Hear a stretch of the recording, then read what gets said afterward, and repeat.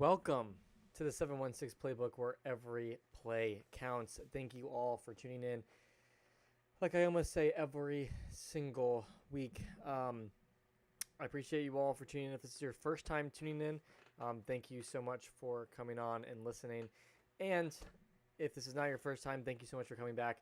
I'm by myself, so trying to make sure that the camera's set up good and the notes are all good. And even if I make sure everything is set up beforehand, I still am going over things over and over and over again, even when I'm on. So if you see my eyes kind of bounce all around, that is just because I'm trying to make sure that everything is good, everything looks right, making sure there's no comments flowing in. So anyway, yes, thank you all for coming and tuning in. If this is your first time, make sure that you go down below. You can find us at all of these channels. That's how you can find us at that username. We are going live every Tuesday at 7 o'clock Eastern on X, Twitch, and YouTube. And then I do post a lot on Instagram as well, Threads, and I'm going to try moving forward to try to start posting on Spotify, but that kind of comes and goes. So I will be more consistent with it later on. But for right now, I do have the Spotify set up, so you're more than welcome to go follow it. And that's just another outlet for you to go and look and see the new episode.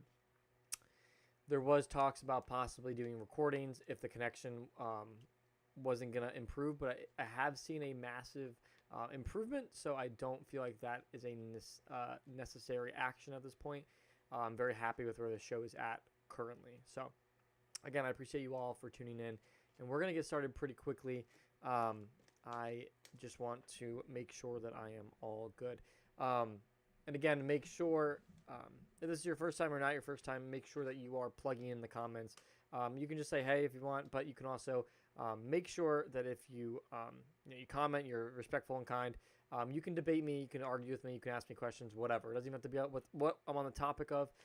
And even if you're watching this post or live, this is just the recording, you can still leave a comment. I'll make sure to get to it at a later date. So, but yes, that's pretty much the rundown that I have for you today. We're gonna transition right into the Buffalo Bandits. So the Buffalo Bandits don't have much news to report on. It's the off season. There's a lot of guys playing in summer leagues right now. I know most of our main guys are playing in summer leagues to keep their bodies in shape, and also to kind of have that extra practice, But for the most part, it's vacations and relaxing. So we shall see what the future holds for the Bandits at a future date. But for right now, that's all I have for the Bandits. We're going to then dip into the Sabres, which, again, not a lot to talk about. We have a couple things to kind of brush over. The biggest thing, in my opinion, we're going to be in store for a pretty aggressive offseason. That's also the rumor that keeps floating around. A lot of different news shows, ESPN, different analysis are all saying the same thing, that the Sabres are going to be one of the most aggressive and active behind the scenes. We'll see what happens. I'm not going to hold my breath to it, knowing Kevin Adams and knowing how he plays it.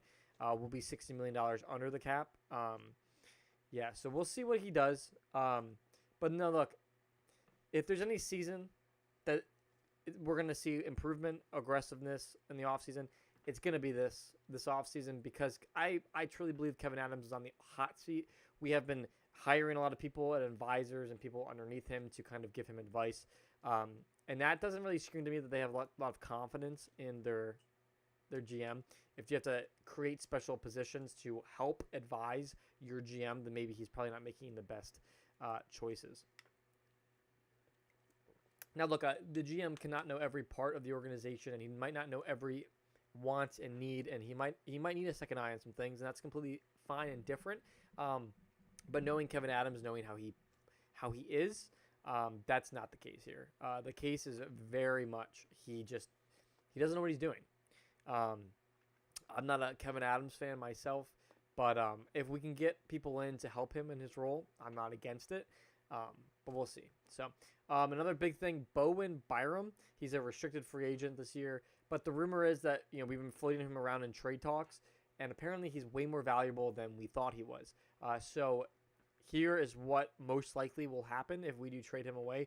We're going to try to get a late first round pick in this year's draft.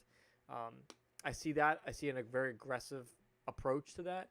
I don't see us trading away our 9th pick. There's no way in the first round. But I do see Kevin Adams going a little more aggressive and trying to pick up a late first round pick in this year's draft. So we'll see what happens. But Bowen, being way more valuable than we thought, we might be able to use him to get that. I don't know if I really advise that. I like Bowen. I think he could. If a lot of people want him, maybe we should keep him. Right? That's always my take on it. Not always, right? Maybe he doesn't fit in, but I don't think that's the case again here. But again, there's nothing set in stone. No actual moves yet. It's all just rumors. So we will see again once we get there. We're going to transition now into the Bills segment. Obviously, the main segment of the episode. I keep having to drink water. Anyway, so your food for thought this episode before we start the Bills segment.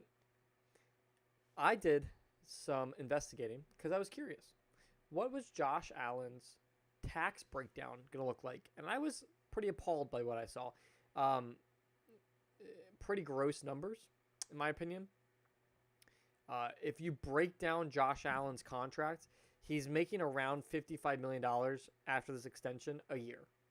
In that $55 million a year, or rough estimate or average throughout the years, this is the average that he's going to be giving. $20 million in federal, $5.9 million in New York state tax, $1.3 million in FICA payroll tax, a $500,000 jock tax, and then he will take home around $25.2 million, which ends up, if you calculate that correctly, sacrificing almost $30 million in taxes. He is going to be giving up more in taxes than he'll be taking in.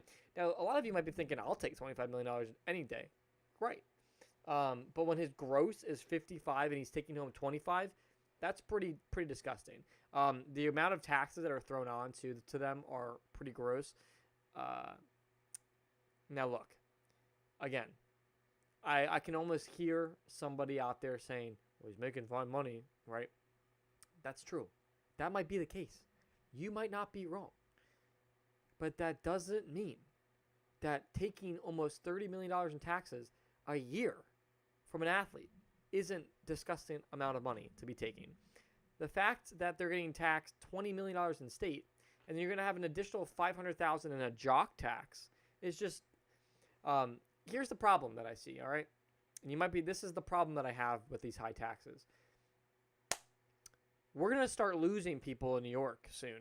We're going to start losing athletes in New York soon because they don't want to play in New York where they're going to high tax. The same thing you see in California. But they'd much rather get the high taxes and palm trees and beaches than get high taxes and snow. All right? Now, look at this. I'm not going to use this as an excuse for a general manager like Kevin Adams might. But I will say that it makes it grossly harder for athletes to want to stay with a team if they're getting taxed almost $30 million in taxes out of their $55 million a year contract. For example, Jordan Poyer, our safety, who has been with us for years, left the Buffalo Bills last year because he went to Florida where he wasn't paying as much in taxes. He took a pay cut for his average contract, for his average year contract. With the Miami Dolphins, he took a pay cut from Bills to Miami, and he still took home more money. That's how bad taxes are in the state of New York. That's a problem. So that's another thing to also think about. When you're losing guys that are getting paid less money, yet they're still taking home more than they would have if they would have stayed with you. So that's not a huge incentive to want to stay. Anyways, who cares? Because guess what? Today was the first day for mandatory minicamps. And everybody's thinking of one guy for mandatory minicamps, and that's James Cook. Over the weekend, Adam Schefter. Sometimes I love him, sometimes I can't stand him. He tweeted out that James Cook was likely going to hold out and not show up to minicamp. That's what he wanted to stay as far away from Buffalo as possible. Guess who attended minicamps today? James Cook. James Cook was in attendance. The entire team was in attendance. There were multiple injuries and sidelined guys, but everybody was there. Before we get into the mini camps and what happened today, just one thing, really cool, real quick. Josh Allen is now the new face of the special edition Snickers bar this year. So shout out Josh Allen for that brand deal. Big year for that guy. You know, you got a wedding, MVP, contract. Your running back shows up to mini camps, and you're the new face of Snickers. Pretty cool. Josh Allen, what a guy. He was at mini camps, obviously, today. We did sign a new linebacker today. His name is Shaq Thompson. We signed him for a 1-year deal from the Panthers. He is 31. He's a veteran, and he's been in the league since 2015. He got drafted in a first-round pick from the Panthers. He is one of 8 NFL players with an active streak of 100-plus tackles for 4 seasons straight. He's also one of 10 active guys in the NFL with 500-plus tackles, 50-plus tackles for loss, and 25-plus passes defended. Respectfully, that's what Buffalo needs. We don't need the guy to actually go out and do it. We need a guy who's a veteran who can help our linebackers tackle, who can help our safeties tackle. We almost need a tackling coach at this point. And if there is a tackling coach out there somewhere, or if the Buffalo Bills do have one and I'm mistaken, then they need a tackling advisor and an entire tackling wing to the organization, because tackling, in my opinion, is kind of terrible for the Buffalo Bills. The tackling, the getting ran through is pretty bad. Guys just kind of run right up the middle, and we don't stop them. That's a problem. When they can get through the D-line, the linebackers, the cornerback, and the safeties. That's 3 levels right there that they just got by. That's a problem. So I have a problem with that. So getting a veteran on who can help fix that problem, that's what I want. With this addition of Shaq Thompson from the Panthers, Buffalo Bills are now completely full with 91 people on the roster, and they are not allowed to add anymore unless they drop guys. And they have to cut down to 53 men by the end of training camp. So that's something to look out for as well. Who is going to make it in training camp? James Cook did show up and appear today, as we talked about, and he also practiced with the team as normal. All right, so McDermott got behind the stand and talked to media today, and he addressed the fans. And said that the rumor that he does not play young players is inaccurate. He plays whoever earns it, whether that be an older guy or a younger guy or a veteran. Whoever he thinks is going to do the best job and earn that position is going to go play. Here are some injuries of people that were there but did not play. DJ Hamler, Cam Lewis, Taron Johnson, Cole Bishop, Damar Hamlin, Joey Bosa, Connor McGovern, and Balin Spector. From what I hear, McDermott does not believe that any of those injuries or guys that were sidelined today is going to impact training camp. They'll all be ready to play and fully give in training camp. That's a little bit of like a mental note, because last year, Matt Milano got hurt in training camp. And I kind of saw it because he kept getting like little tiny sidelines and injuries during this time last year.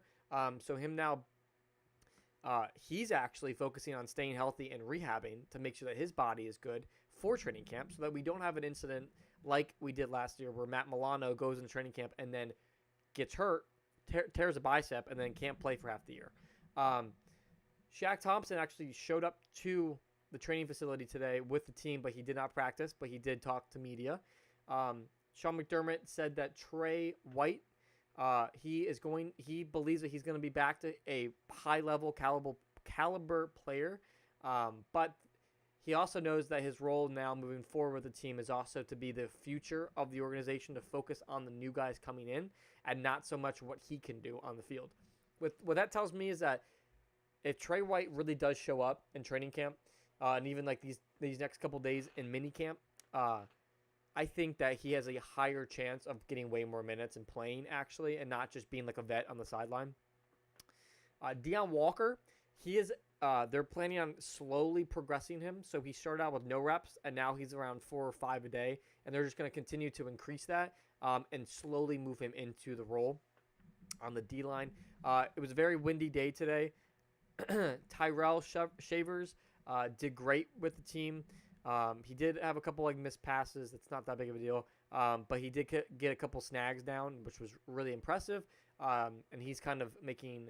Remember, his one and only play, his first play in the NFL was last year against the Patriots, last game of the season, and we just kind of like threw a bunch of guys out there because we didn't need to win. And no, it was against the Jets. I apologize. That's incorrect. It was against the Jets. It was the second to last game. We were up by so many points. We like pulled everybody, and we we put in Mitch Trubisky, I believe. Yeah, it was Trubisky, and he kind of like gave like a little like 2 or 3 yard pass to to Shavers, who ran it in for a touchdown with his first play. It was like a 60-yard.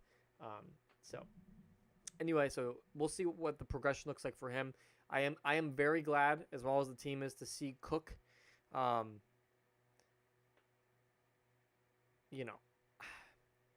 So James Cook also got in front of the media today, and he said this.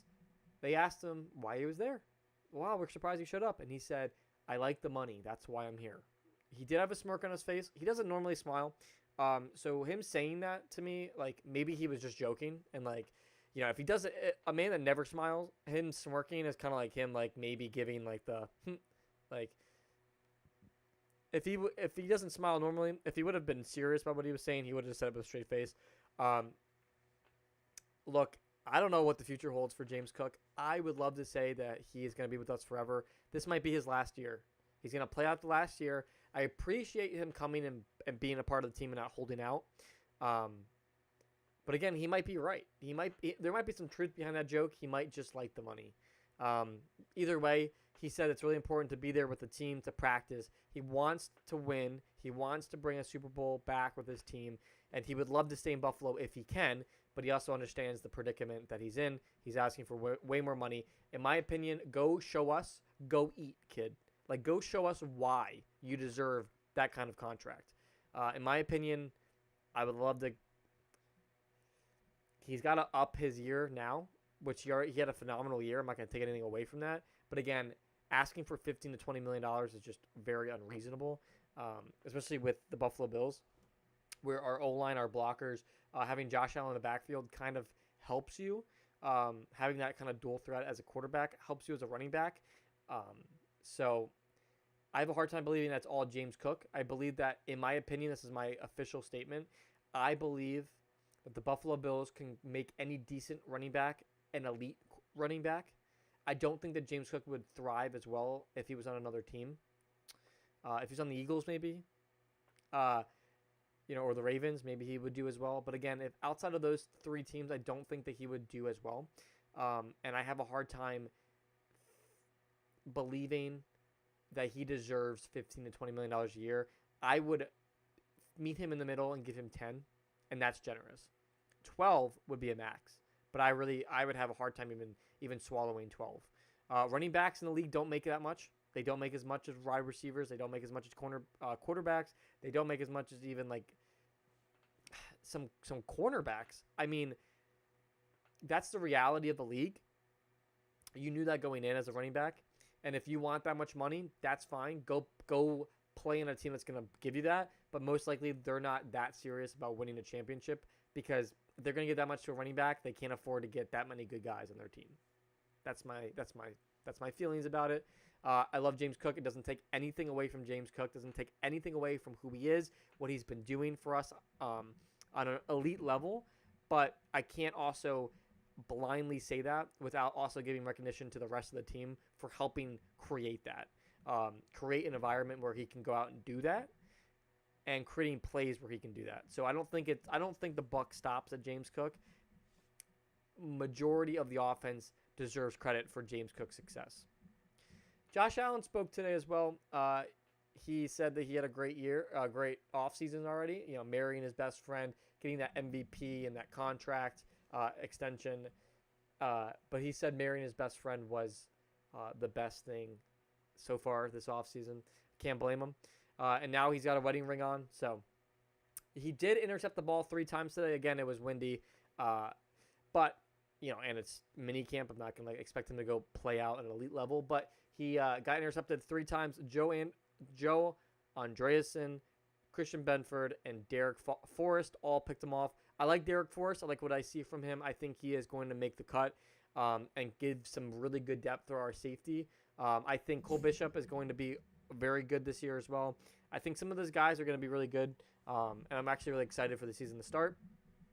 Apparently, from what I've heard, I'm not physically there, but I've watched videos and I've seen, and from what sources are telling me, Joe Andreasen is standing out and doing very well. So that's good to hear. And TJ Sanders had a near interception as well today from Mike White, who threw the ball.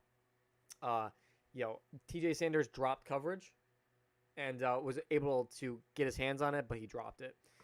And then Tyler Bass, lastly, he looked pretty good today. It was really windy, and he knocked a 34-yard and a 50-yarder pretty easily with no constraint. So he's looking pretty good as well. Not the biggest Tyler Bass fan, but I think he's decent. I don't think he's like an elite kicker, but I also don't think that there's much out there in the market for anything better. So we'll see what happens with Tyler Bass and his future with the team. All right, we're now going to transition to the NFL news, and then we're going to wrap this up. So it's going to be a quick and easy episode today. There's not much going on. This is the first day of minicamp. I'll have more to report on next week because minicamps will go tomorrow and Thursday. So it's June 10th, 11th, 12th. So I will cover the rest of what's going on in next week's episode. But to go into some NFL news, Aaron Rodgers finally stopped being so indecisive and signed with the Steelers on a 1-year deal. Aaron Rodgers also showed up to minicamp with a wedding ring on his finger. And when he was asked about it, he said, "Yeah, I'm married. Been married for a couple months." Aaron Rodgers will go down as one of the most mysterious elite quarterbacks in the NFL. So weird to me. He is a very interesting man. He likes to go out into the woods for multiple days and what he calls like a blackout therapy, where he just goes into a cabin that's been completely blacked out and he does a bunch of psychedelics and realigns his spiritual energy or whatever it is, whatever he's doing. It's not working. Anyway, but yeah, he's a very interesting person. So interesting quarterback. So we'll see what he does with TK Metcalf. See what that kind of duo looks like this year. I don't know, but I'm interested to see. Former Chargers running back J.K. Dobbins signed a 1-year deal with the Denver Broncos. So your new running back 1 for Denver will most likely be J.K. Dobbins. Stephon Diggs talked to the media today, and he pretty much held his own and said, "I'm not going to get any specifics. What happened is all being dealt with behind closed doors. If you want to know more, go and look up Stephon Diggs boat video, and you'll find it." But that's all I'm going to talk about. But yeah, Stephon Diggs did address the media today, and he addressed all of the allegations against him, the substance abuse, and etc. And his distractiveness away from the team and distractiveness away from him improving as a wide receiver. TJ Watt and Trey Hendrickson held out of mandatory minicamps today. Neither of them showed up. They are both holding out for better contracts. So we'll see what happens there. Jonnu Smith and Jalen Ramsey are also not at the Dolphins' mandatory minicamps today. Again, all 4 players will be getting fined each day that they don't show up, but that's something to look at as well. Wide receiver Terry McLaurin, another guy who's going to get fined, is holding out from the Commanders' minicamp because of a contract dispute. All these guys that refuse to show up and do the right thing because of a contract dispute. You can make the argument that the team isn't doing justice by their players by giving them more money that they deserve. I would argue you signed a contract. The contract specifically says you have to show up. Period. Exo facto. You have to show up. Like, you need to have enough integrity to say, I signed a contract, and at the end of the day, if my team doesn't want to keep me for this long, cool. I'm going to prove them wrong. I'm going to bust my butt, and when they try to offer me something, I'm going to say, no, I'm going to go somewhere else where they're going to give me more money.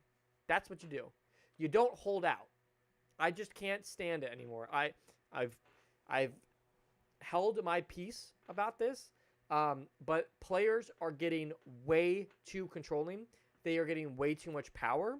And I think that the NFL needs to crack down seriously on holding out. Holding out should not be normal, yet we see it every single offseason. If there were harsher punishments, players would play. Anyway, and lastly, cornerback Packers Jair Alexander was released from the team because of his injury proneness. Now, look, this is my official opinion. I believe that Jair Alexander will be going to the Ravens. Despite his injury history, he is a top-tier cornerback. From start to finish, he is very good when he's healthy. The Ravens are in desperate need of an experienced cornerback beyond Marlon Humphrey. Okay? Adding Alexander would allow them to shift Humphrey to the slot, which is his natural position, and provide a high-level outside cornerback option in Jair Alexander. That's my official take. I think Jair Alexander will end up on the Ravens. If the Ravens don't pursue him, I think that is stupid on the Ravens' end. But we'll see what ends up happening. I don't want him on the Bills because the Bills do not need any more injury-prone defenders. The Colts quarterback, Anthony Richardson, was sidelined today with a shoulder injury. The head coach for the Colts came forward and said that he will not be playing in minicamp. He'll be sidelined. So that's something to look at because he was already kind of in competition with Joe Flacco and Daniel Jones. Daniel Jones, I apologize. Daniel Jones came in. Daniel Jones most likely will be quarterback 1. Anthony Richardson took himself out of a game last season because he got too tired. Like in the middle of a drive. He just took himself out. And he missed multiple games for doing that. So he was already kind of on an iffy spot with the Colts. And now with him having a shoulder injury, it allows Daniel Jones to very quickly just kind of push himself to the first slot. The Ravens also extended wide receiver Rashad Bateman to 3 more years on a contract extension. So that's something to look at. And lastly, your last bit of news. This is kind of sports news, not NFL news. But Stephen A. Smith, a very famous ESPN analyst and sports commentary personnel. I don't know what you want to call him. He's hosted multiple shows. He's currently on ESPN most days. He's also always on the news now. He might even be president of the United States in 2028. Stephen A. Smith is starting 2 new shows on Sirius XM. One is a sports show, and the other one is focused around current events and social commentary. So those are all things in the sports world and I guess the political, social, current event world.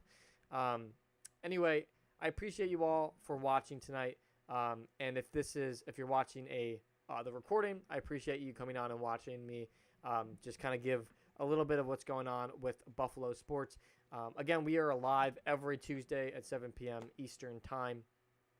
And I really do appreciate you guys coming out and watching. Appreciate the support. Make sure that you were liking, you follow down below to all the accounts. Make sure that you're engaging, reposting, sharing the account with other people that you think might like the show. And always, please turn on post notifications so when I go live or I post a video or a clip, you guys are alerted. And guys, I appreciate all of you, and make sure you drop comments down below. Make sure that you are engaging on the videos because I do interact with every single comment. At least I strive to. So anyway, I appreciate you all. I hope you have a great week. I hope there's more to talk about with the Bandits and the Sabres, especially the Sabres. I hope that there's some more aggressiveness going on, and I hope Kevin Adams starts making moves. I hope the Buffalo Bills continue to thrive in mini camps. I'll have so much more to report on next Tuesday at 7 p.m. Eastern time right here. I'll be live again. But anyway, hope you guys have a great week. Go Bandits, go Sabres, and like always, go Bills.